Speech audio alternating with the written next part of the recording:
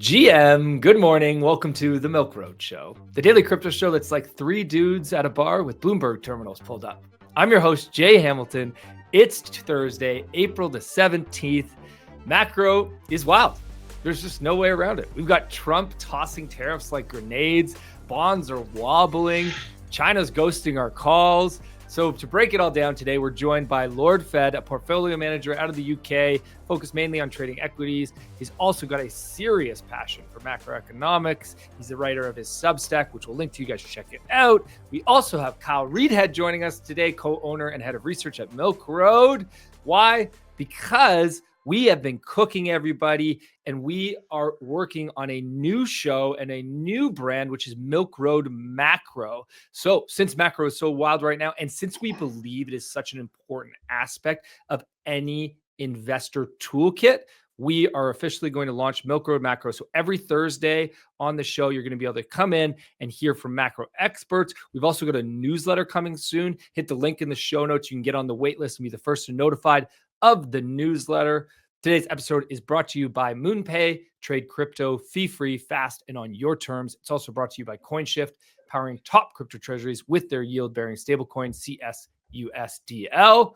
With that, let's welcome the boys. Fed, Kyle, welcome to the show. Hi, guys. How are you? Okay, let's start with one of my favorite questions to ask right now, which is the most difficult question to answer, is Fed, how would you describe the current macro environment in one sentence? One sentence. Oh, one sentence is quite hard, to be honest. I guess I'd say we're witnessing what is a deeply uncertain market. But the thing that I keep saying is, oh, that's gone over one sentence, actually. I'd say we're witnessing a deeply uncertain market, and I'd say that volatility's probably peaked in equities. Not sure on bonds, but I don't think uncertainty certainly hasn't. And it's kind of like we're trapped between aggressive tariff threats from Trump, unclear Fed guidance, and now equities are getting persistent liquidity problems. So that's probably what I'd say in a sentence, just a long sentence. It's a lot of commas and semicolons in that. Well, sentence. yeah, and it probably in one word, it'd probably be easiest to describe it as just uncertain. Yeah. The tweet that you put out the other day that doesn't necessarily describe the markets, but describes the investor sentiment right now, I thought was really great, which is you said uncertainty doesn't kill your edge, your lack of conviction does. And I really like this tweet because I think a lot of investors right now they try to trade the uncertainty. A lot of our listeners, they try to change their strategy in order to deal with this uncertainty as opposed to just leaning into their conviction. Yeah, I saw. You know why I put that up is because I saw. I'm not going to name them, but I saw. Well, I can't even name them because I didn't look at their Substack for too long. But I basically had a tweet come up, and it was basically coined in the tweet saying how to trade a market full of uncertainty. And then it had like in the subtitle of the post, it was like how professionals trade a market full of uncertainty. It's professionals, they don't trade if there's uncertainty. It's like just That's sit the point. and watch. What's the point of trying to adapt to a market that is full of uncertainty? There's no point. You can't change your strategies to try and adapt to it. If anything, I kind of just stick to smaller trades when there's uncertainty. If there's volatility, I will happily size up, which is the complete opposite of everyone else. But uncertainty, I'm very happy to take a back seat. I've made one trade this week, and that's it. It's true what I said. It's dangerous to keep commenting on a market, full of uncertainty. No one actually knows what's going to happen. The whole 90-day pause isn't actually a 90-day pause anymore. It's what, 83 or 82 days now. That's just kicking the can down the road. China is still a huge problem. Nothing is resolved there. And I also tweeted earlier, if Jerome Powell isn't bowing down to Donald Trump, why the hell would China? Trump's made a big enough mess himself. You can look at the 10-year at 4.3%, which is pretty much a similar place to where this all started, I believe. Stocks are down probably 15 or 10 to 15% from Liberation Day or something. It's a market full of uncertainty, and I don't get why people. If I could give any advice to anyone listening to this, it would be just sit out for a bit. Don't force things. My favorite thing to say is markets will be there tomorrow. Markets will be there in a week, and they'll be there in a month. Just sit out. It's that simple. When moments like this happen, I sort of like to game out the different scenarios that could play out, or like what I think could happen, and the different, if this happens, this is what this means for markets. If this happens, this is what this means. I sort of did this earlier this week. I'm curious if you've done that, and like what your scenarios are, or what maybe your probabilities are of different scenarios playing out from where we currently sit. I do some scenario analysis, but I haven't really finished because there's so many variables in this. There's so many countries that were included in the tariff list. This is very different to Trump's last tariff, temper tantrum. This is wholly unique, and I actually think that the current, American administration is completely winging this. I don't think it's going how he expected. I don't think, I think he expected a lot of the small countries to kind of, bow down to him and give in to it. It's just not happened. But then when the 90-day pause came about, you kind of just quickly realized that Liberation Day was all about China. And it's always just Trump's got some weird chip on his shoulder about China. Never really understood what it could be, only that they're a huge threat to the United States. That's all I can think of. But he's got a real chip on his shoulder with them. America needs Chinese products. America needs things to be manufactured in China. I don't, it's why would you try and damage what could be a healthier relationship with what are now, I think, 245% tariffs on China? China, out of both of them, China are kind of acting like the mature ones in the room, going, we're not getting involved with the whole games number or whatever they said. And I think they're trying to wait for the American administration to kind of get in contact with them. But I think markets are still, I would say US equities are actually slightly overpriced here. I think markets are underestimating the structural nature of the US-China conflict right now. It's a bit like a silent war. There's a geopolitical fracture between the two countries. Supply chains are at risk. Tech is at risk. And also macroeconomic stability for the United States is also at risk. China's had a crappy, God knows how long, many years. China are quite relaxed. I don't think it can get much worse for China at this point. So I think China are quite happy to watch Trump do what he's doing. I mean, the Chinese people are already poor. They're not going to really get poorer if stocks go down. Whereas the American population is so heavily invested in the stock market. Trump's blowing his own country up. And it's kind of why I keep joking about 401ks becoming 301ks, because, the guy is just, he was the better vote out of two bad options, I'd say. I respected what Trump did the first time around a lot more than what he's come in doing now. And it's going to come very, very quickly. It's going to come around quickly to the midterms. And he kind of needs to sort this out. You kick the can quite literally down the road for tariffs. And that's going to be going into summer where markets are really illiquid. If you're not cutting deals before then, summer's going to get very Time is volatile. running out. Yeah, time is running out. Very quickly. Sure. It's like an option that is like accelerating quickly. Time goes fast. 3 months is not a long time, really not a long time. And there's constant talk from the White House every single day, about Japan. I can't remember who he was talking about earlier, but it's, constant, there's deals coming. I think even just before we started this, there was more talk of, we will make a deal with China. All it seems to be at this point is him just trying to calm, the stock market down, really, trying to calm all markets down. But I think there's a real erosion of trust from markets in Trump, and I don't think there's much backing for him and belief. Let's be honest, everything in crypto comes with fees. But here's a nice surprise. MoonPay Balance doesn't take a cut. You heard that right. No MoonPay fees when you buy or sell crypto with your MoonPay Balance. Top up with dollars, pounds, or euros, then you're ready to trade instantly whenever the market moves. And if you change your mind, withdraw your cash. No MoonPay fee there either. Simple, fast, ready when you are.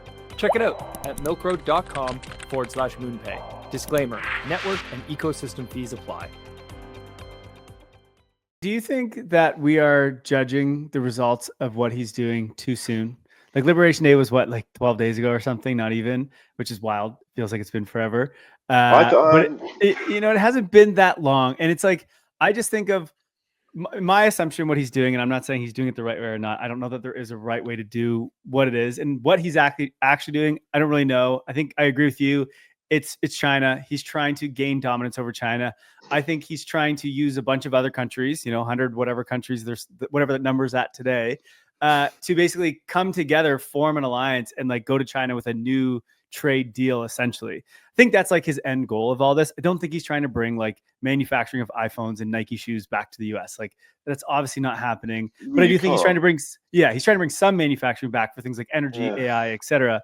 It's like, I kind of see the plan. Now, did he do the best execution? Who knows?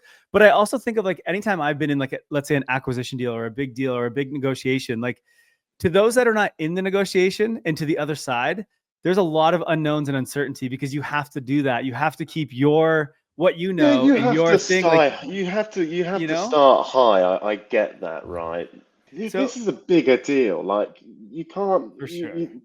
The Chinese, if you're going to say, 245% tariffs, you're going to sit there and laugh. Could you imagine if China were just like, we're actually not going to deal with you at all. No American, no one. Sure, bring manufacturing back to the United States. No one wants to work in a factory. No one wants to be in a manufacturing job. Good luck to him. I can't wait to get my my new iPhone with "Made in the USA" on the back of it. I don't think he's trying to do that though. I don't think that's his goal at all. I think that's just Twitter making stuff up. There's better ways. There's better ways to do things rather than running the United States government like a mafia and trying to act like a thug and threaten people. Yeah.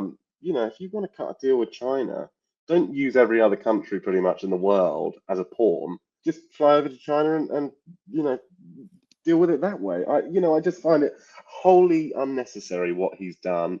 The whole Liberation Day was unnecessary. I was actually massively wrong on Liberation Day. I actually thought it was going to be a clearing event for equities, and I thought equities were going to bid, and I was totally wrong, and I quickly realised that. But yeah, I don't agree with crystal board out. Yeah, when he got that out, when the board came out with all the countries, and journalists started to put up pictures of all the different countries and all the different tariffs, I just kind of shook my head in disbelief, just thinking why. But I had to quickly react and realize I was wrong. I don't think many people have, but it's an interesting market. It's a very interesting government that the United States has right now. I think most people are completely glued to headlines right now. And I did say this in my year ahead post on Substack, which was, this is a year that's going to be full of event risk, headline risk. Everyone is obsessed with headlines, and it's going to be a long 4 years full of headlines. But I don't know what his plan is right now, but I know for a fact that this hasn't gone to plan.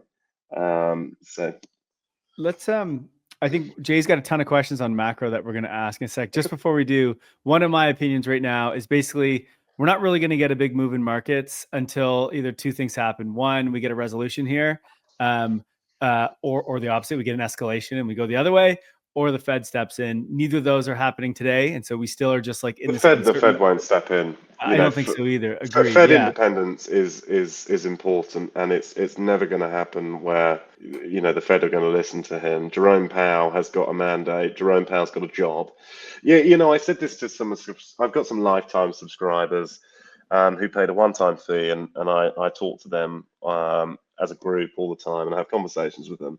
And I kind of said to them, look, Jerome Powell's not a bad guy. He doesn't really, Trump can say he's political, blah, blah, blah. But he's been with both the Democrats and the Republicans. You've worked this hard, right? You made some mistakes along the road, Jay Powell, this is. You've then had to, it was a difficult situation, the pandemic. He's had sky-high inflation, which he's had a whole hiking crusade trying to fix.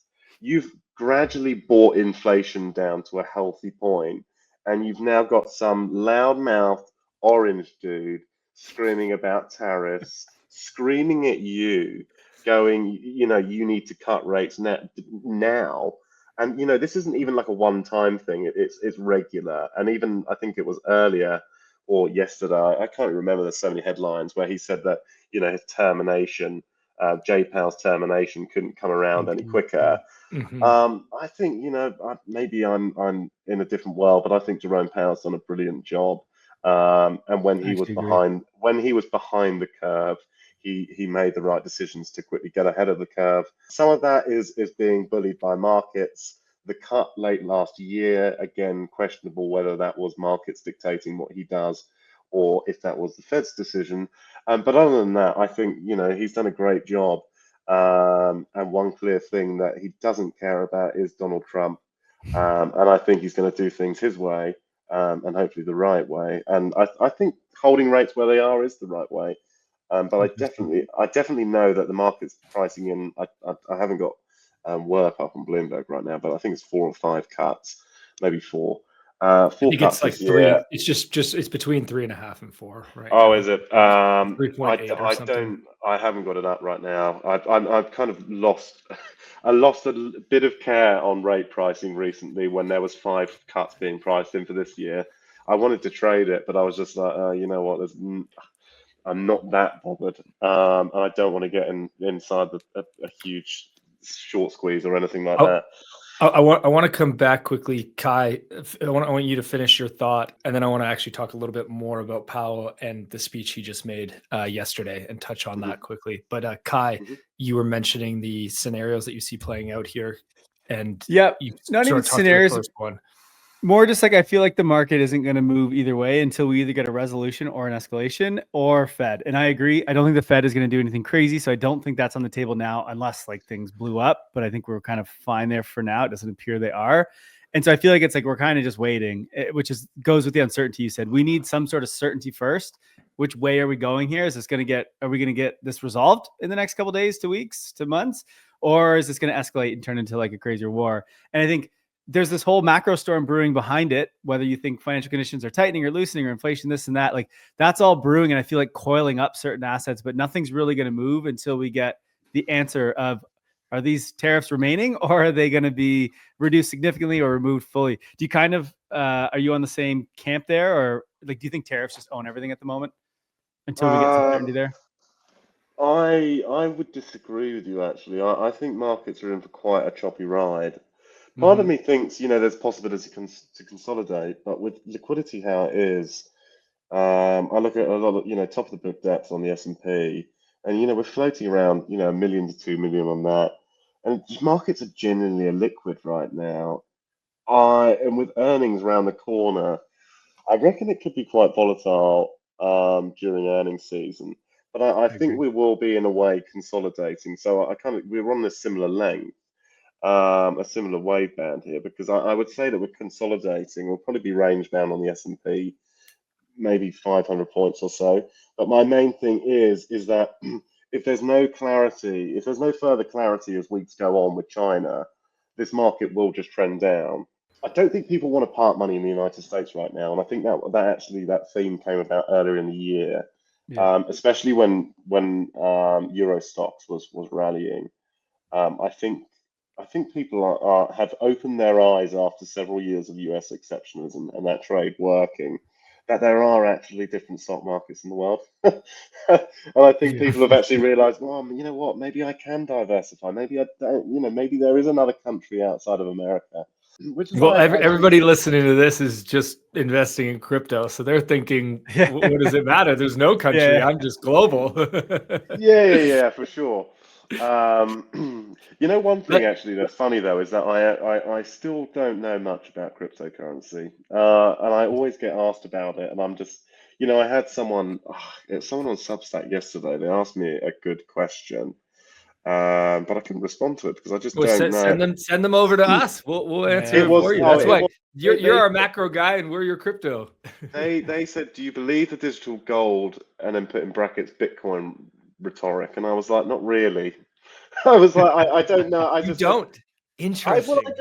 He just doesn't know. I assume. My response was not really. I just Bitcoin don't think you has know. The speculative appeal, but it lacks utility, history, and stability that gives gold its Yeah. reserve status. I mean, that's true. But I did say if central banks put Bitcoin on their balance sheet, I'd take more of an interest in Bitcoin. But for now, to me, it's just a speculative asset. My subscribers did say I shouldn't comment on Bitcoin yesterday because I've never placed a trade. So in the next few days, I'm gonna trade one Bitcoin future. Nice. Just to say that I traded. Just to say that live on the show. Yeah, we should have done that. Honestly, I don't know enough about crypto. I probably should at some point educate myself. I'm sure all the crypto guys listening to this will laugh at me, but I don't know enough, and I'm very happy to admit that to everyone. Meet CSUSDL, the stablecoin built for institutions and DAOs. Don't just hold basic stablecoins, earn yield, all without compromising security. Backed by regulated real-world assets and secured with institutional-grade risk management by our friends at Stakehouse Financial, put your treasury cash to work, earning native yield and protocol rewards. Built by the team behind Coinshift, which is trusted to manage over $1 billion in business treasuries on-chain, including Aave, Gitcoin, and hundreds of leading institutions. CYCSUSDL is gaining traction at milkroad.com/Coinshift. Let's jump. What is your thoughts on gold in this environment? Let's do that first. We don't have to do the crypto side, but I do want to know your thoughts on gold in this environment. I said the other day, I would say it's a very good quote about gold. And that quote was, when both legs of the 60-40 fail to hedge one another, gold reasserts itself as a diversifier. For me, I just can't see a top in gold, I honestly can't see where it would top out, especially with the dollar selling off. It's driven less by interest rate differentials. It's not really, rate focused right now. It's a safe haven, but I mean, I don't know. For me, I just feel like, honestly, I don't know where the top is, because I said this week to my subscribers, I said 3,500, and we're already 150 candles away from that. We're up at nearly another $100 this week. So, I'm interested to hear everyone's thoughts on gold. I've always actually coined gold a joke asset, but I will trade it. So, I always kind of have too, except for the fact that what you just said about stocks, right? Like, people don't want to be in America. They're moving money out of there. The stock market, at least in the US, is kind of broken. Yes, there are stocks in other parts of the world, but like, they're not that great. Like, yes, Europe had a run, but like Europe stocks kind of suck overall. And then it's like the bond market is a complete mess in the US too, which again, that's usually where people would go globally, if not stock market. And since you can't do either of those in this world, it's like gold is the only other option. And then I think Bitcoin is the other one for those that understand it, which I know I'm not calling Bitcoin a safe haven asset yet. It's not. It's never been that. But those are the two like global assets that aren't impacted by tariffs and aren't impacted by everything going on here. And so like, I think gold is a great trade as a result of that. I think Bitcoin will be too. But yeah, just wanted to get your quick opinion on gold. So yeah, I think where you've got an actual bid from central banks for gold, a demand from central banks for gold, and even like there was a news piece the other day about Beijing allowing insurance funds to park money in gold.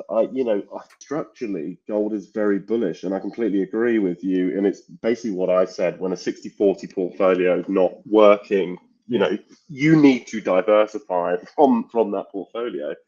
So for for a long only kind of person, gold is the kind of place that you can hide, especially if your mandate doesn't allow you to invest in what are speculative assets Let's like go Bitcoin. back to Powell's speech yesterday. Yeah. Would love to get your thoughts on. I mean, everybody obviously is over analyzing every pause and deep breath and trying to get cues wherever they can.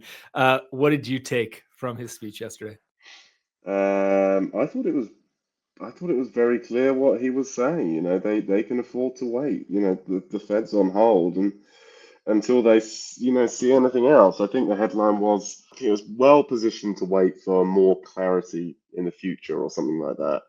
And that's Fed speak. It's Fed speak for we're on hold, and we will see what happens. I think the biggest middle finger from what he said yesterday was his markets are orderly, functioning as one would expect. Yeah, I think that was the biggest thing, middle finger up at Trump, really, because Trump is very quickly trying to put the blame on anyone else other than him. If that means one of his little soldiers like Scott Bessent is going to have to go, and he's going to have to fire someone like that, or if he has to push the blame onto Powell, Trump will do anything other than him take the blame and him be the one that's caused all of this. But I think that was Powell kind of sticking up to Trump, saying, markets are reacting how they should. So, I think every time I hear Jerome Powell at the moment, I have this growing love towards the guy where I can't do anything other than respect him. I just, I find him, I don't, people are really siding with politics with the Fed. And it's what I mean by that is that people are kind of saying Fed have pretty much caused all of this, which, the Fed haven't done anything really. The holding rate's quite tight. I think financial conditions are tight enough where they are right now. I think every time Jerome Powell speaks, it's very clear he doesn't care about what Donald Trump says. And I think Jerome Powell's main concern at this point is that inflation doesn't come back, and that any tariff-related inflationary pressure is a one-time price increase, as he said yesterday. There's no way that the Fed will sacrifice their independence. There's no way. So Donald Trump can try and push Jerome Powell out, but Jerome Powell will go out on his own accord. And I don't think people can say many bad things about him, but Powell has had a hell of a ride the last few years. That's I don't. The And, last yeah, decade. yeah, really. There's so many backseat drivers, yeah. where they're all saying comments, and it's really like you sit there, different hedge fund managers, they could you have done a better job? You put yourself in a black swan event like a pandemic. Would you really have done a better job? Yeah. I agree. No I one think knew he's how done long COVID was going to go on for. I mean, I said this to someone else I did a podcast with, and I have a very unpopular belief, which I won't delve into. If you truly believe in capitalism, why did we even step in and give stimulus? Why did we step in? Why not just let businesses that weren't prepared for the unexpected to die off? It's a pretty savage thought because, a lot of people would have blown out and would have borderline been in depression. But it's, people moan too much. If they hadn't got stimulus, they would have whined about that. They got stimulus, got inflation, and now now money's not cheap. They moan about that. You can't win. You can't win. Exactly. That's what I was gonna say. Yeah, you can't win. Yeah. So let's jump off. Let's jump off Powell. I'm curious, in this world, there's still a macro world happening. There's still economies, that are still running. Like nothing. We're not just, as much as many of us are on pause because we're just watching whatever Trump tweets and we all know what's going on there. The world is still going around. What charts or what data points are what are the things that you're looking at right now to kind of give you signal on what's happening? Are you looking at the 10-year? Are you looking at the Dixie? Are you looking at what is it that's kind of caught your eye that you're keeping an eye on right now? On my Bloomberg worksheet, which is probably completely irrelevant to however many people are listening to this because they don't pay crazy money for a terminal. I'm watching mainly single stock vol and equity volatility, equity index volatility, sorry. I'm also watching Move because I think it's critical to understanding how the market's feeling about Fed policy and actually broader market stability. Sometimes I think Move is actually more important to equities than the VIXs, especially during kind of times of serious uncertainty. But I'm mainly watching Look at the candles volatility. and Move right now for the past 2 weeks. Oh, geez. Yeah, it's pretty standard to see move like this going through what we're going through. I mean, 2022 was definitely a really interesting year to watch move. But I guess, yes, volatility really. I'm watching a lot of currencies. I mean, I started off in FX trading, and still a passion of mine. I'm finding the dollar seriously interesting to watch because we've actually unwound nearly 10% since the beginning of the year. The question is, can the dollar actually go lower? The concern is yes, and we could be entering some kind of new new regime for the dollar. That is, I guess. It's questionable with what is the dollar actually pricing in at this point. That's the biggest question going through my mind, and I can't answer that. But all I do know is that FX, currency volatility is structurally bid. There is a real bid for FX vol. My craziest call this year would probably be I could see, the pound against the dollar heading to 140. You could probably see euro dollar getting nearer 120, which is utterly insane when 2 years ago we saw the euro against the dollar trade below parity and we saw the pound against the dollar nearly trade at parity. Jay, zoom out on the Dixie a little bit. Go to like 2050, go the last 10 years. Like, is it really a new regime if the dollar goes down? Like we've just been, in a heightened dollar for the last like 3 Well, years. I guess it's I Right. guess maybe one could argue that it's returned to the mean. That's what I mean. Like, can't we just get down in the 90s and then like even the high 80s? And I mean, that's what we did in 2017. That's what we did in 2020. I see no reason why that can't happen again. And it just is like, if anything, we've been out of the mean for the last little while, right? It's been a little bit weird that we've been up so high for the last 2 years. And it's like, oh, well, now we're just going to go back to where we were for most of the 2010s, I don't know. It doesn't seem But then the that odd. question also comes into that is if tariffs are obviously the immediate concern is that it's inflationary, but the side effects. Well, I said this in a post on. Well, I shared it on Twitter, I think, but I did it in a Substack post. Tariffs are actually deflationary, and Agreed. is the dollar pricing in that? I don't know. Um, I don't get what the dollar's pricing in at this point. Being truly honest, I get a lot of different research notes from some of the best FX guys, and I feel like there's even more uncertainty in FX than there is in equities.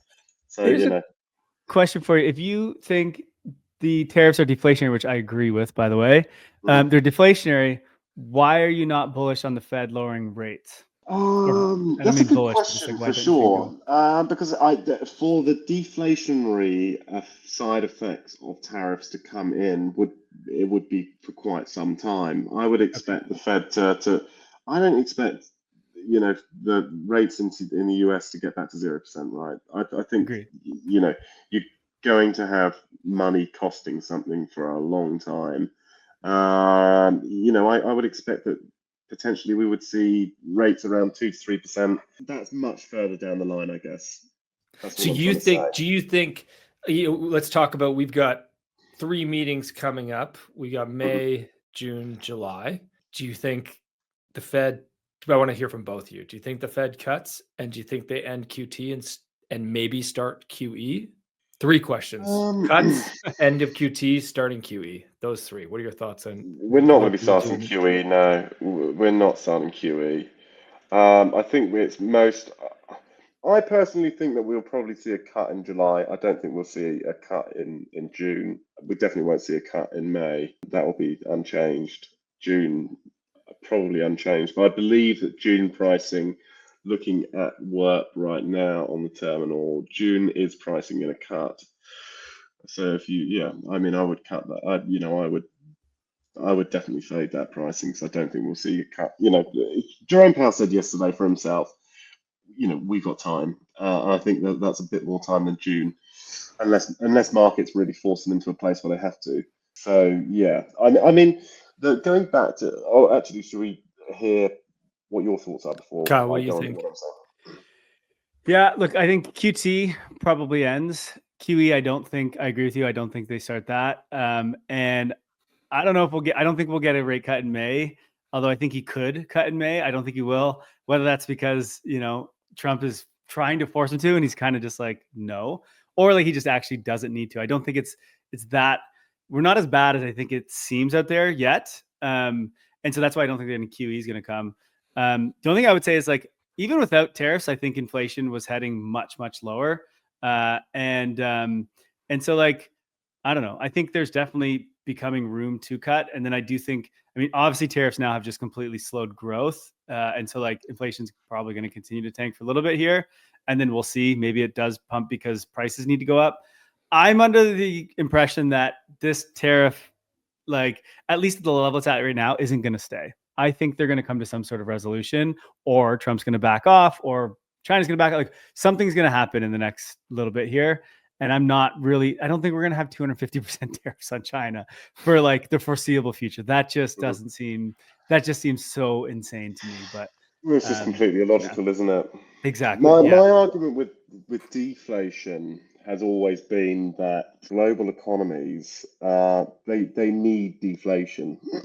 There's a lot of cash still sloshing around the system after COVID, and I don't think economies can actually reset without a kind of, I've always said it, a deflationary environment where you're not in full on deflation, but inflation's gone slightly negative.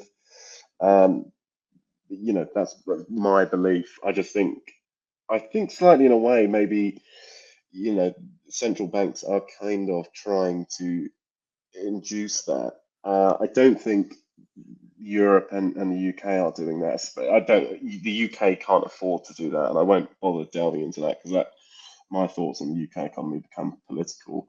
But and also the UK and the US are completely different. I said this on the last podcast I went on. It's the UK transmission speed is so much quicker from a rate cut to feeding through the economy. So the US is much slower.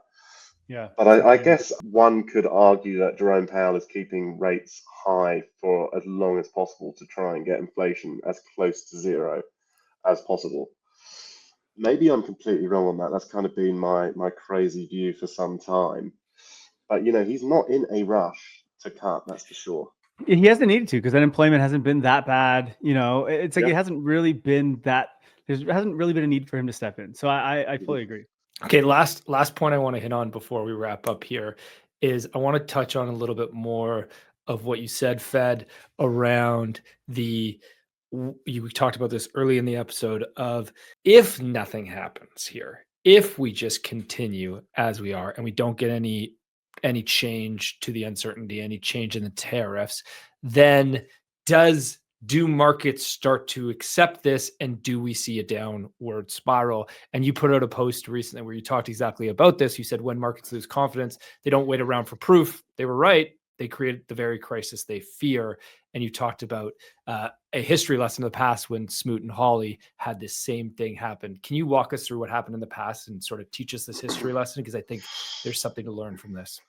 I think what I was getting at with that Smooth-Hawley post was it wasn't actually the tariffs that Smooth-Hawley were, putting in, that really caused the Great Depression to get bad. It was the real threat of them and the fear of them.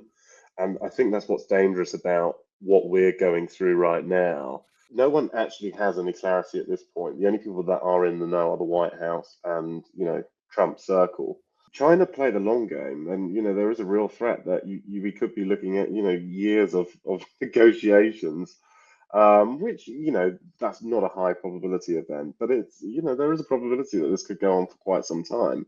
And I think people should be positioned for that, be that in, cryptocurrencies or, equities or bonds. I think what's dangerous. Telling them on crypto, love it. I had to include it there because that's your guys' focus. But, One person at a time. Here we go. Yeah, for sure. I think markets are in a very dangerous place where liquidity is low, time's ticking. It's the White House need to act right now, and if they don't, this could get worse, and markets could force things to, it would force us into a crisis because people would, I guess markets are kind of a voting mechanism on trust, and I think there's been a big breach of trust with Trump. I don't think people. I mean, I definitely didn't. I didn't expect him to come out with those stupid boards, kind of gloating to the world about the tariffs that he was threatening. I questioned the guy that he passed all of his, psychological tests with flying colours, to be honest, because he has symptoms of being a madman. I think where there's no writing on the wall and there's no certainty, we can go from Trump gradually promising more and more, and China deals coming, to oh shit, this is actually bad. There's no deal coming. It's all talk, and prices will collapse. People will run for the hills. So I don't know. There's definitely that Smooth-Hawley post. I'm not the best market historian. I had to do some research into that, but it's definitely an interesting story that I did learn before.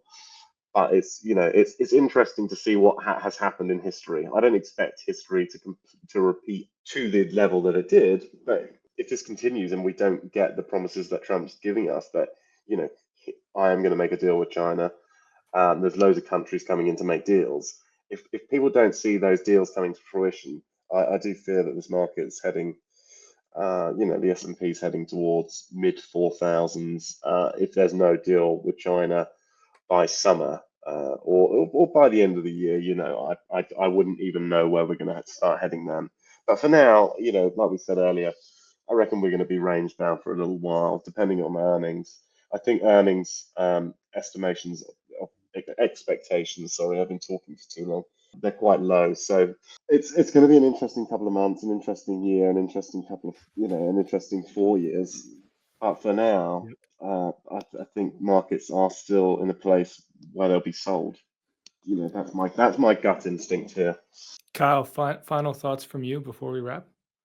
Yeah, I tend to agree. I think there's sort of two scenarios. Like there's the scenario where things get resolved in the next couple days, weeks, whatever it is. And in that world, I think, we no longer tread lower. I think we start to go higher, though I still think US stocks struggle versus other things like Bitcoin, like gold, like emerging markets, et cetera. So like that's kind of my base case. I do think this will get resolved because I know you said China can just like play this the long game.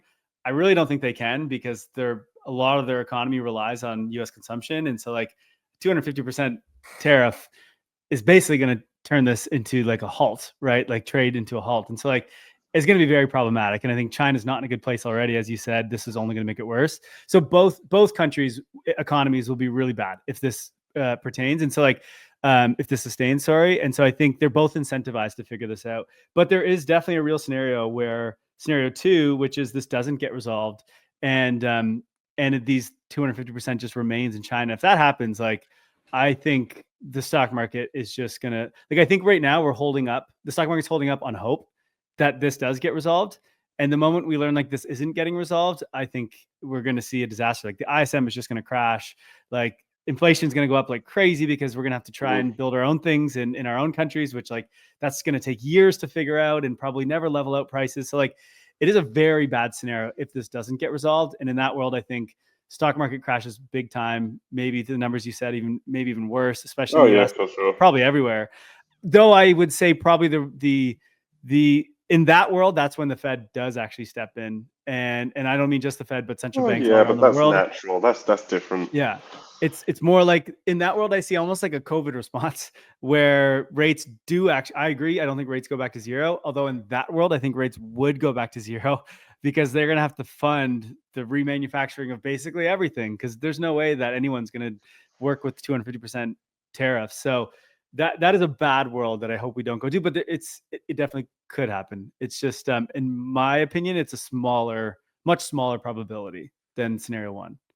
But who do you But think's winning right now? I would say that, China at this point have surely they have the weaponry to fight back. They can disrupt global supply chains.